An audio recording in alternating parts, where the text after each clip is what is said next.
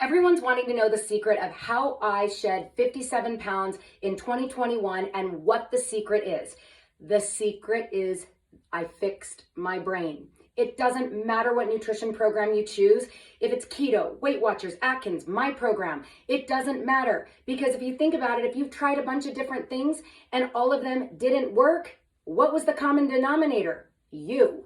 So the thing that we know is that sugar hits the same pleasure sensors in the brain as heroin and alcohol. And we would never expect a heroin addict to get rid of all the heroin and magically get sober. But for some reason, we seem to think we're going to start some new diet or nutrition plan and magically become a fitness model.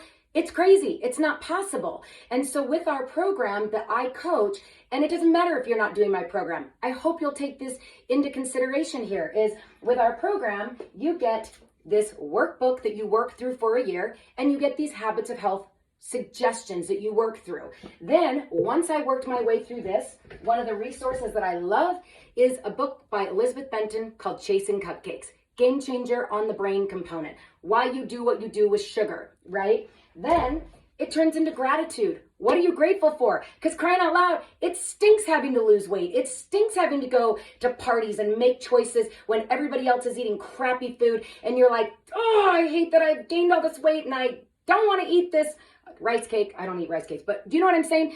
It starts with gratitude. So then I bought a gratitude journal and journaled every day what I was grateful for instead of letting my brain telling me how angry I was that I was having to not eat Twinkies and ding dongs. No, Then I needed more. This is a really great book too. There's a workbook, there's a book. And then started working on the personal development side. The thing that people don't understand is it's not a magic bullet. I haven't gotten here because it was easy. Our company has a ton of podcasts on the podcast app. Elizabeth Benton from Chasing Cupcakes has a ton of podcasts. Every single morning I'd flip it on, listen all day long to rewire this brain for the last 12 months.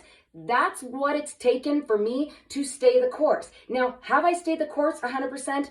Of course not.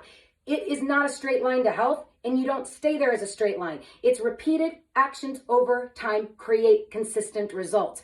That's where I am. So if I can give you one piece of advice is rewire the brain and stop trying another nutrition program. You get to fix this before you're going to be successful on any nutrition program that you try. So take my words of advice, start working on that mental component, get some of these resources and start working on you. You can do this.